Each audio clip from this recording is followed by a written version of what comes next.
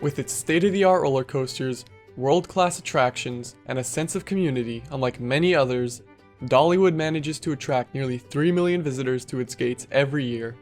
From roller coasters that truly make you feel as if you're soaring like a wild eagle, to the traditional food and music of Eastern Tennessee, Dollywood relentlessly manages to bring an experience to guests young and old as it brings back family after family and continues to pride itself on serving the community. But it wasn't always a bustling, multi-million-dollar family theme park. So let's go back more than half a century to see what paved the way for Dollywood. In 1957, real estate developer Grover Robbins opened a tourist attraction by the name of Tweetsie Railroad in Blowing Rock, North Carolina. The Wild West themed attraction featured a leisurely train ride around a mountain, and it quickly took off as a popular tourist attraction while also becoming the first theme park in the entire state. The success of his North Carolina attraction prompted Robbins to buy 2 more steam trains in 1960, White Pass number 190 and her sister train 192, which were originally built for the US Army during World War II. Robbins sent the second train, White Pass number 192, to Pigeon Forge, Tennessee, where he planned to open yet another railroad attraction.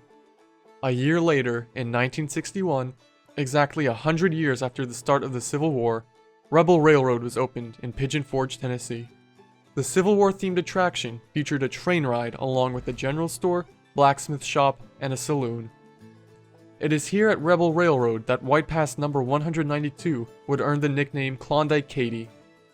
Visitors would embark upon the steam train, and during the ride they would experience simulated attacks from Union soldiers, train robbers, and Native Americans. Confederate soldiers on board the train would then fend off against these attacks, including young guests, who would be given toy rifles to take part in the action. In 1966, Rebel Railroad was renamed to Gold Rush Junction, and the attraction was rethemed, making it more reminiscent of the Wild West, similar to Robbins' first theme park. 11 years after its opening, in 1970, Gold Rush Junction would be purchased by Art Modell, owner of the NFL's Cleveland Browns.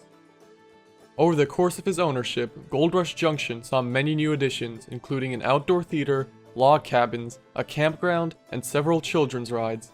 In 1973, the Robert F. Thomas Chapel was constructed.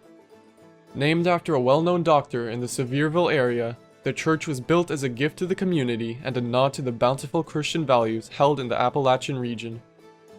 In 1976, Gold Rush Junction was sold to the Herschen brothers, owners of Silver Dollar City in Branson, Missouri.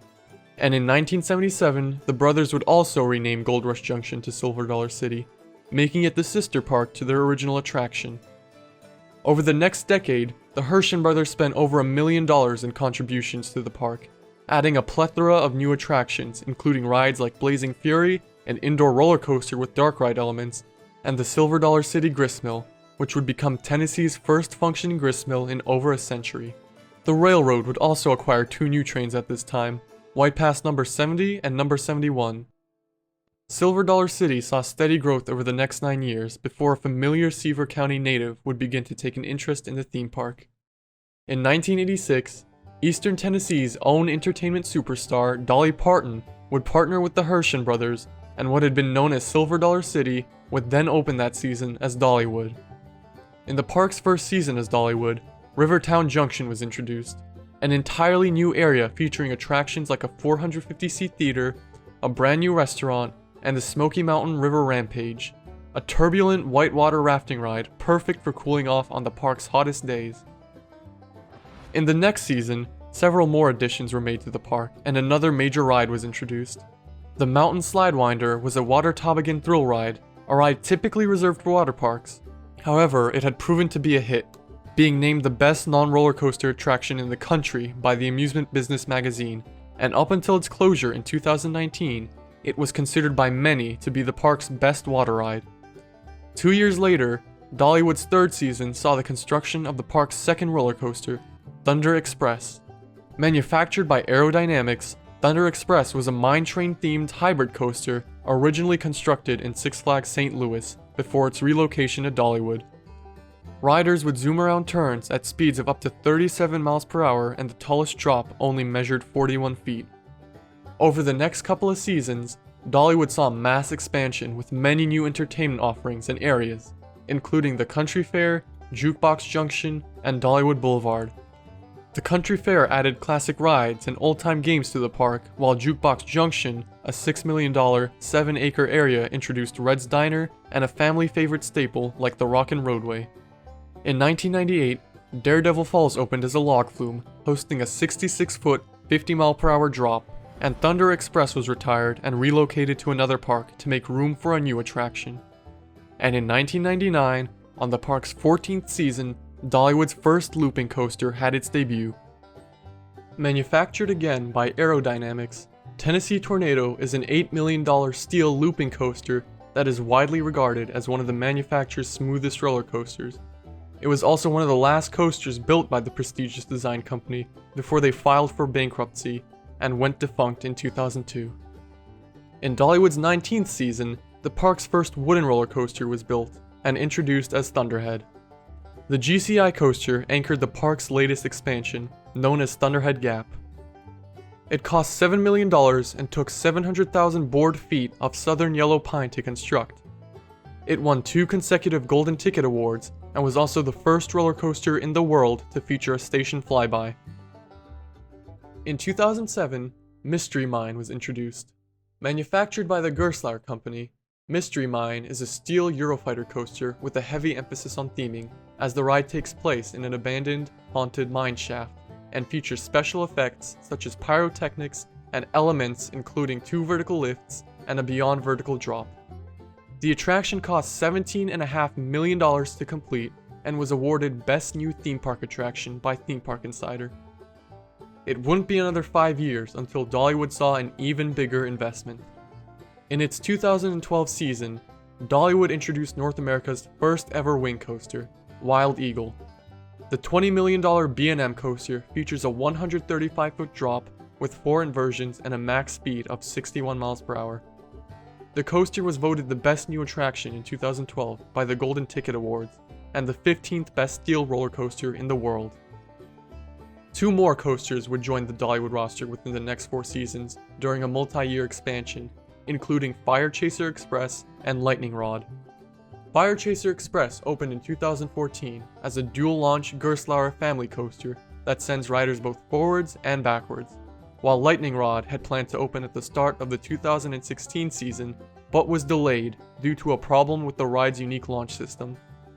Although it was plagued with technical issues and forced to close during most of its debut season, Lightning Rod quickly became a fan favorite among many coaster enthusiasts and is considered one of Rocky Mountain Construction's greatest coasters. The $22 million RMC Hybrid features the only launch on any wooden coaster in the world, sending riders uphill at 45 miles per hour into 2 airtime hills and down a 165-foot drop. The ride features many airtime-inducing elements, such as a quadruple down, and reaches speeds of up to 73 miles per hour, making it the world's fastest wooden roller coaster. The next year, Dollywood kicked its season off with new additions like Dropline, a 200-foot tall drop tower in Timber Canyon, and Whistlepunk Chaser, a junior coaster situated in the same area. In October of that same year, work began on Dollywood's latest expansion, Wildwood Grove. The park described it as a land built from Dolly Parton's dreams, and the area opened in the 2019 season. The fantasy-themed land opened with multiple rides and attractions, including Dragonflyer, a Vekoma-built suspended family coaster.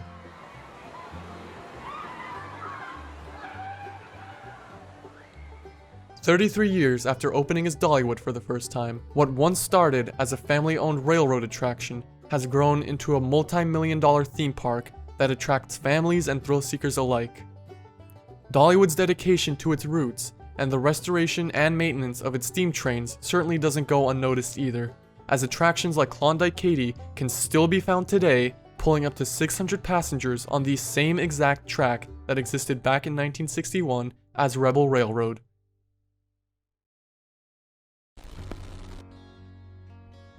In 2020, Dollywood is forced to delay the opening of its 34th season and suspends most of its operations as a result of the global COVID-19 pandemic. As of May 2020, the Dollywood company continues to monitor the situation and consult medical experts on when it may be safe to reopen Dollywood. And though the parks may not be open, the company still continues to relentlessly support its community. Efforts from Dollywood's wardrobe and costume shop team have managed to create a total of 850 masks for the East Tennessee Children's Hospital, and both Dollywood's merchandise and safety team have provided up to 200 ponchos to multiple Sevier County first response agencies in need of personal protective equipment. When the time will come, the park will be ready to welcome guests back with open arms and continue to provide for its community as it has for the past 3 decades. As Dolly herself put it, brighter days are ahead.